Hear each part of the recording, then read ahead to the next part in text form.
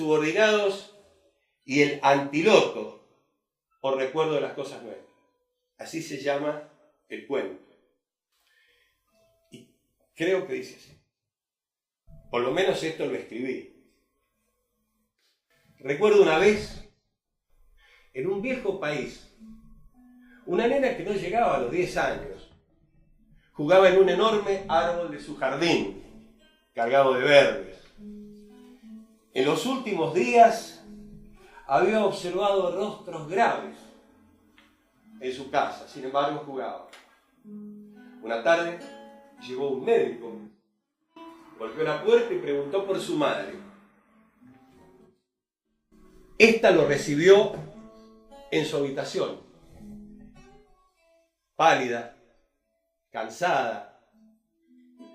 Las ramas del árbol daban al balcón que conectaba con aquella habitación, con una pirueta audaz, hasta irresponsable, propia de la edad.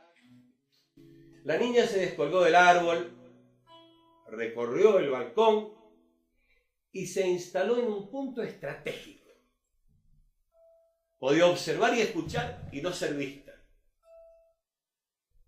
Su madre preguntó: ¿y cuánto tiempo me queda, doctor? Con una voz que pretendió ser imperturbable, él le dijo: cuando de ese árbol caigan las hojas, su tiempo habrá pasado. La enferma pensó en todo en un instante y en su hija, y lloró. En su escondrijo estratégico, la niña también lloró y esperó. Cuando en Cuyo el paisaje se puso ocre y las hojas comenzaron a abrigar los suelos, ella, que había esperado y que habitualmente hablaba con los duendes que cuidan las plantas, como se sabe, con un hilo que solo ellos podían hilar, ató las hojas del árbol. Una por una las ató. El otoño cumplió con su faena, pero en ese árbol, de ese jardín, las hojas no cayeron y su madre no murió.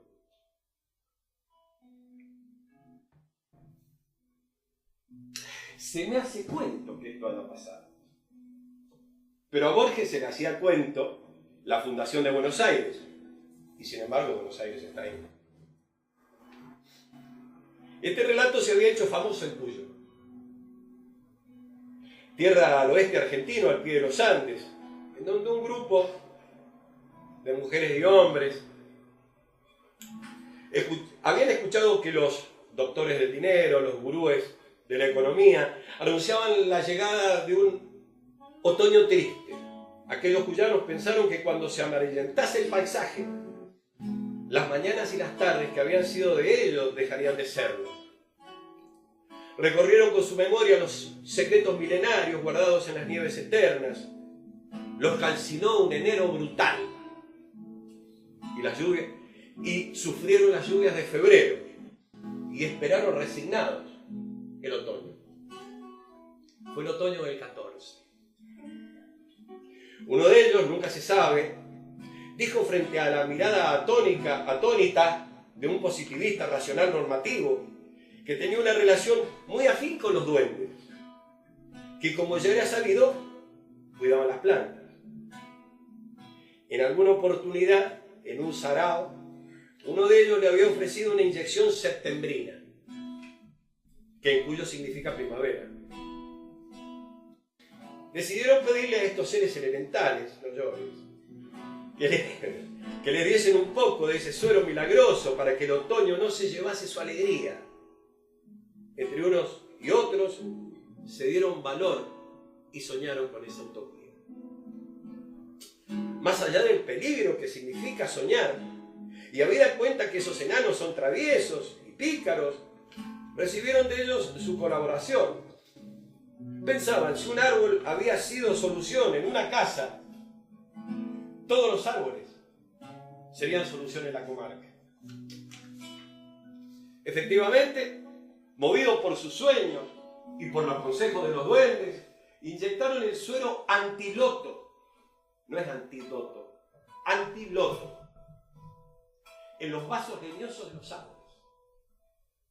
para que subiese con la savia bruta hasta las hojas y así viese la luz, para recorrer las plantas como savia elaborada, bajando por los vasos cribosos a 2,5 centímetros por minuto, como le habían contado los duendes. Y llegó el otoño, el paisaje se amarillentó y, como diría el nano, el suelo se abrigó con hojas. La primera nevada terminó con toda esperanza, cubriendo desde la Aconcagua hasta La Paz con un poncho blanco. Pero los duendes son caprichosos. A destiempo los árboles dieron fruto cuya fragancia escondía sonidos oscuros y sabían a libertad. Cuentan los memoriosos que aquel otoño del 14, que quien comía aquellos frutos se hacían adictos a ellos. Recordaban cosas que no sabían y empezaban a querer a los otros y a ellos mismos y a su país.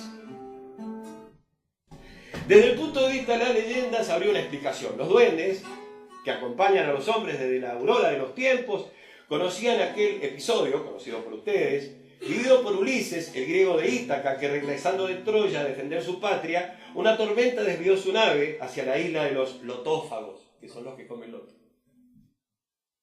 Su tripulación, al entregarse a los saraos en aquel paraje, alimentándose de este fruto, se olvidaron de todos, de todo y de ellos mismos, tentados por malas mujeres y hombres calculadores y frívolos.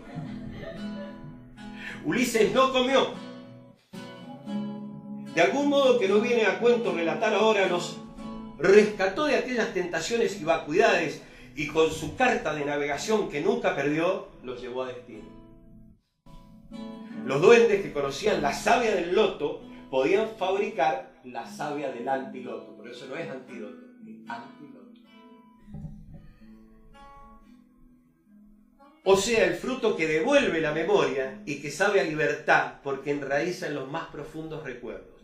El positivista racional normativo objetó los siguientes puntos. 1. La fragancia no tiene música.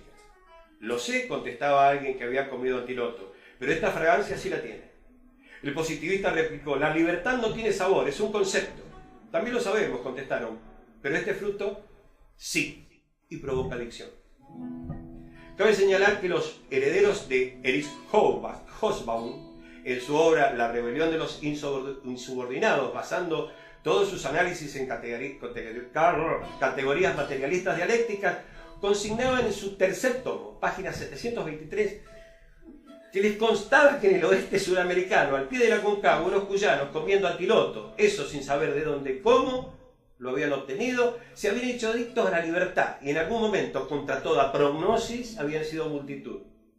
Sin tener plena seguridad, se comenta al final de la obra que los viernes, en algunas fiestas que denominan saraos, celebraban el hecho de que las mañanas y las tardes siguieran siendo de ellos y por las noches, saraos. Y todo esto producto de esta afinidad con los duendes que, como todos saben, les gusta la miel y hay que regalarles monedas doradas. Entonces se hacen amigos y sus amigos dejan de ser políticamente correctos. En fin, son cuentos, leyendas, no lo podría asegurar. Agregan los autores que hay que relacionar estas investigaciones con el mito de la caverna de Platón. Aquel que vio la luz, según el antiguo griego, jamás puede volver a la oscuridad. Haciendo caso omiso a esta última parte del relato, el positivista racional normativo dijo, si lo dicen los herederos de Hobsbawm, que es europeo. Recuerdo aquel otoño del 14, haber tenido la sensación de que el relato se me hacía cuento. Pero cuando me di cuenta que era viernes y que los comedores del fruto del recuerdo y la memoria, adictos a la libertad, se iban a su habitual sarao, los paré y le dije, esperen, yo me voy con ustedes. No sé si es verdad, pero tengo la vaga idea que probé el fruto del recuerdo y la memoria y creo que sabía a libertad. Y por un instante fui feliz.